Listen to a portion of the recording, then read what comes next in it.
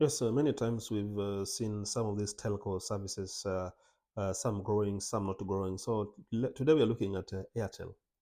Why is it Airtel has never, keep up with the pace of the likes of Safaricom, MTNs, and other service providers? One, you realize that Airtel got into market late in many African countries. So, like in Kenya, for instance, Airtel came in late after the likes of Safaricom that had already launched. So, when you look at that market, you realize that Airtel really couldn't keep up with the pace. And then you're looking at the infrastructure. It's actually expensive in to have this infrastructure, and of course you realize Airtel has never placed that much or never invested a lot of infrastructure in trying to boost its network. That's why you find that you go to the villages, sometimes in some areas we don't have Airtel network is missing. So that's the reason. Not just in Kenya, but you go to many other countries, you realize that Airtel, the network sometimes is very unpredictable sometimes. And then you're looking at other issues like rolling out of mobile money. So when you look at rolling out of mobile money, Airtel really came also late in terms of implementing or putting in place mobile money section or investments. So this is because many of the users had already gotten used to likes of Safaricom and MTN mobile monies. Before Airtel came into doing this, the market had already moved on, and is not even getting close in terms of catching up with the numbers.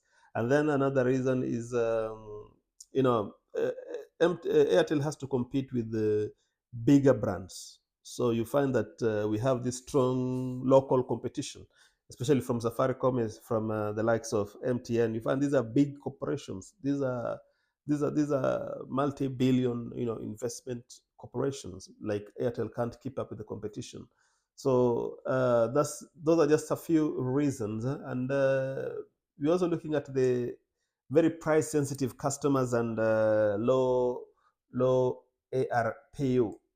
So this is simply means that many users have multiple SIM cards, and know that everyone who has a SIM card is a profitable customer. So we look at in Africa, people who have SIM cards, not necessarily that they're making the Airtel or the mobile service richer. The people who make them richer are maybe the people who transact on daily basis. But some, have just the Airtel, the line, and it's just for communications once in a while. And actually, so you look at it like Airtel, people who have Airtel, know that they activate, these lines are active on daily basis 24/7. No. So people use Airtel as a secondary line. It's treated as a secondary line. Most of the time it's off. When it's on, meaning someone wants to just do some low cost communication without necessarily being productive in terms of even putting money, and also the Airtel itself making money. So those are some of the reasons. I might do second part of this. So stay tuned. Meanwhile, subscribe, follow.